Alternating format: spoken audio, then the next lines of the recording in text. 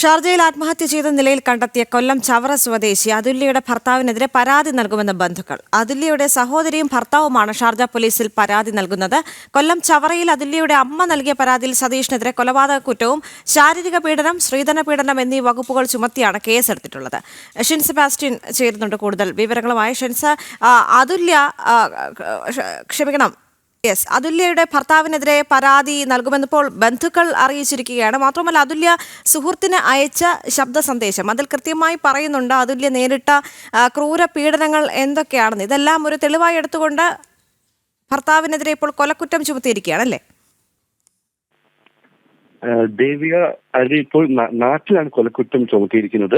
ഇപ്പോൾ UAE-യിൽ, അതായത് ഷാർജ പോലീസിൽ പരാതി നൽകുമെന്നാണ് ബന്ധുക്കൾ അറിയിച്ചിരിക്കുന്നത്. അതുല്യയുടെ സഹോദരി അഖിലയും ഭർത്താവും ഇവിടെ തന്നെ അതിൽ താമസിച്ചിരുന്ന ഫ്ളാറ്റിനടുത്ത് തന്നെയാണ് താമസിച്ചിരുന്നത്. അപ്പോൾ അവർ പരാതി നൽകും, ഷാർജ പോലീസിൽ പരാതി നൽകും. ഇതിനായി ഷാർജ ഇന്ത്യൻ അസോസിയേഷൻ, കോൺസുലേറ്റ് അടക്കമുള്ളവരുടെ സഹായം തേടിയിട്ടുണ്ട്. അവർ പരാതി നൽകും. അതായത് ഇതൊരു ആത്മഹത്യയല്ല, ഒരു കൊലപാതകമായിരിക്കാം എന്നൊരു സംശയം അവർ പ്രകടിപ്പിക്കുന്നുണ്ട്. ഒരിക്കലും തന്റെ സഹോദരി ആത്മഹത്യ ചെയ്യില്ലെന്നാണ് അഖിലയുടെ സഹോദരി പറയുന്നത്. അതുകൊണ്ട് തന്നെ ഇവർ പരാതി നൽകുമെന്നാണ് അറിയിച്ചിരിക്കുന്നത്. പലതവണ പരാതി നൽകാൻ ശ്രമിച്ചിരുന്നുവെങ്കിലും അവസാന നിമിഷം ഭർത്താവ് മാപ്പപേക്ഷയുമായി എത്തിയത് പരാതി പിൻവലിക്കുന്ന സാഹചര്യം, രജിസ്റ്റർ ചെയ്യുന്നതിന് തൊട്ടു മുൻപ് പിൻവലിക്കുന്ന സാഹചര്യം ഉണ്ടായിരുന്നു. അങ്ങനെ അതുകൊണ്ട് തന്നെ നിലവിൽ കേസുകളൊന്നുമില്ല. ഇനി പരാതി നൽകി തുടർ നടപടികൾ സ്വീകരിക്കുമെന്നാണ് അറിയിച്ചിരിക്കുന്നത്. ദേവിക, ശരി. അതോടൊപ്പം തന്നെ ഷാർജയിൽ അതുല്യയുടെ സുഹൃത്തുക്കൾ, അവിടെയുള്ള സുഹൃത്തുക്കളും ഉണ്ടാകുമല്ലോ. അപ്പോൾ അവർ ഏത് തരത്തിലാണ് ഈ ഒരു വാർത്തയോട് പ്രതികരിക്കുന്നത്? കാരണം ഇതിനു മുൻപും ശാരീരിക പീഡനങ്ങൾ ഏൽക്കേണ്ടി വന്നിട്ടുണ്ട്. മാത്രവുമല്ല, ഒരു സൈക്കോ സ്വഭാവം ഭർത്താവ് കാണിച്ചിരുന്നു എന്ന് അതുല്യയുടെ അമ്മയും പറയുന്നൊരു സാഹചര്യം ഉണ്ടായിരുന്നു. തീർച്ചയായും എല്ലാവർക്കും വളരെ ഞെട്ടലുണ്ടാക്കിയിരിക്കുകയാണ്. അതുല്യ ആത്മഹത്യ ചെയ്തു എന്ന് പറയുന്നത് എല്ലാവരും ഞെട്ടുണ്ടാക്കിയിരിക്കുകയാണ്. അതും ജന്മദിനത്തിൽ ജോലി ചെയ്യേണ്ടതിന്റെ തലേദിവസം, പുതിയതായി ജോലിക്ക് കയറേണ്ട തലേദിവസം ആത്മഹത്യ ചെയ്തു എന്ന് പറയുന്നത് ആർക്കും വിശ്വസിക്കാനാവുന്നില്ല. അതുകൊണ്ട് തന്നെയാണ് ഇതൊരു ആത്മഹത്യയാണോ എന്നതിൽ എല്ലാവരും സംശയം പ്രകടിപ്പിക്കുന്നത്.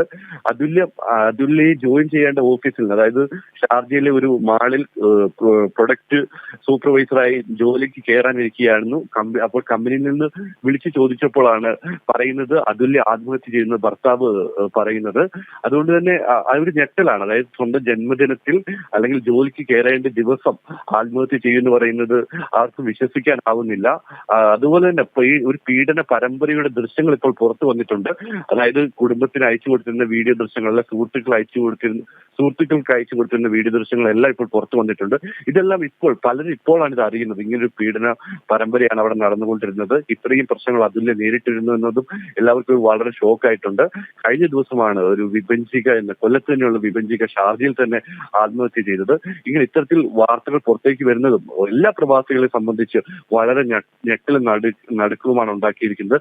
ഇത്തരത്തിൽ പലരും ഇങ്ങനത്തെ പീഡനങ്ങൾ സഹിക്കുന്നുണ്ടെന്നുള്ളൊരു ധാരണ പൊതുവിൽ ഇപ്പോൾ പുറത്ത് എല്ലാവരുടെയും മനസ്സിലേക്ക് എത്തിയിട്ടുണ്ട്. അതുകൊണ്ട് തന്നെ പലർക്കും പലതരത്തിൽ പല അഭിപ്രായങ്ങളും ഞെട്ടലും അല്ലെങ്കിൽ ഇത്തരത്തിലുള്ള സംഭവങ്ങൾ നടക്കുന്നു എന്നറിയുന്നത് ആർക്കും വിശ്വസിക്കാനാവുന്നില്ലാത്തൊരു സാഹചര്യമാണുള്ളത്.